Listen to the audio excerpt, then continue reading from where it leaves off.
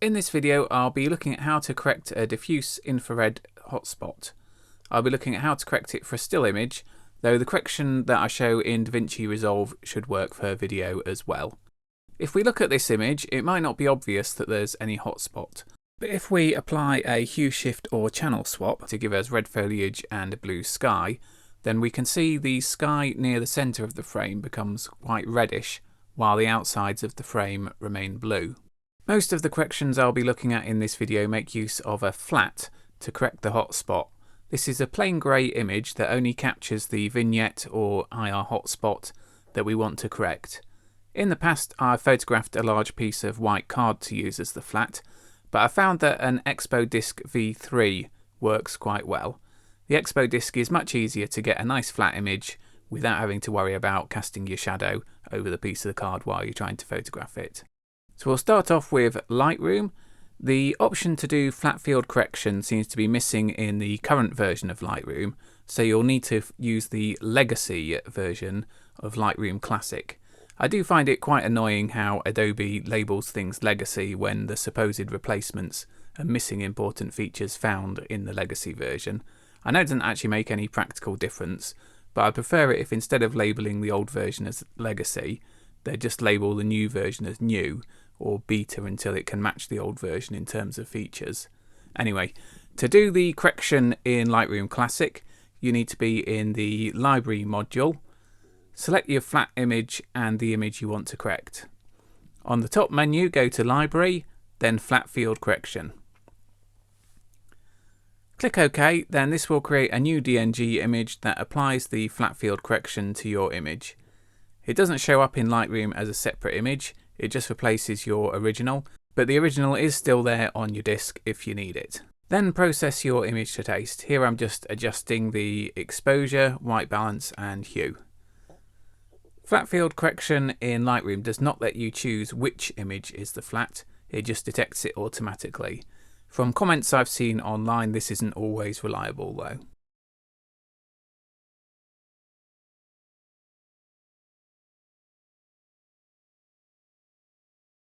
Next we'll look at correcting the IR hotspot using flat field correction in RAW Therapee.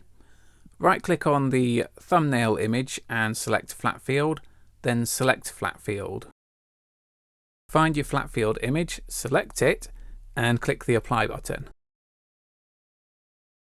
You can then edit your image as normal. Here I'm just making changes to white balance and doing a channel swap. One of the things about doing the correction in RAW Therapee is that it doesn't involve having to create a new DNG image that contains the correction. Instead, the location of the flat field image is written to a .pp3 file alongside the original image. On the plus side, this is neat and takes up far less disk space than a full new DNG file. But on the negative side, if you want to move your RAW image or send it to someone else, you'll need to ensure that as well as the RAW, you also move or send the flat image and the pp3 file. And the pp3 file may need editing in a text editor to correct the location of the flat field image. CornerFix is now quite an old program that was specifically developed for correcting the cyan green vignetting that you'd get when using very wide angle lenses on the Leica M8.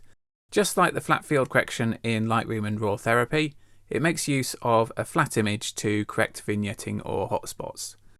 It only works with DNGs, so you'll have to convert your images to DNG format first.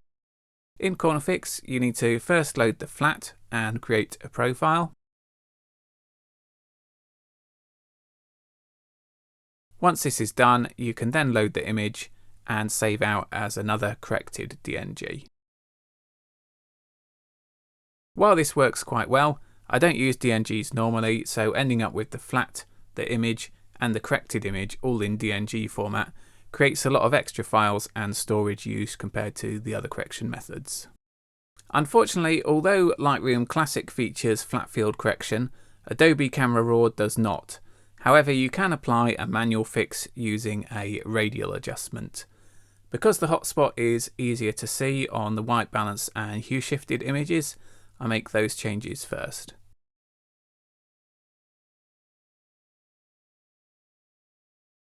I then add a radial gradient mask with feather set to the max, though this will depend on how well defined the edge of your infrared hotspot is.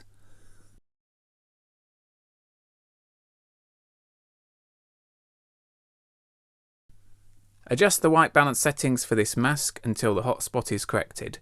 You may also need to adjust the exposure and/or the hue. Turning the preview on and off helps show the difference it makes. Lastly, we'll look at correcting a hotspot in Davinci Resolve. I'm only looking at this with a JPEG image, but it works the same way with video files. With the previous techniques we've been using RAW images, but here we're looking at JPEGs, and so it is important that your flat image is taken with the same white balance and other settings as the image that you want to correct.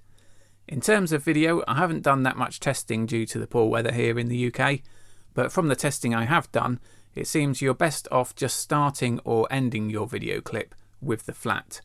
Then in Davinci, export a still frame from the part of your video with the flat. I save it as a DPX file, and then use this exported frame as your flat. In the colour workspace, select your clip that needs correction. This should have no changes made to it at this point. Drag your flat in as a new node. Right click in the nodes area, so not on a node, and from the context menu choose Add Node and then Layer Mixer. Connect the output of the image/video node to the top input of the mixer node, and connect the output of the flat node to the bottom input of the mixer node. Right click on the mixer node and choose Composite Mode and then Subtract. Add at least one more serial node after the mixer, and then connect the final one to the output. The image will be extremely dark at this point, so on the node following the mixer, adjust the offset in the main primaries Colour Wheels tab to correct the exposure. You can then apply a hue shift and white balance adjustment, or any other adjustments or LUTs you want.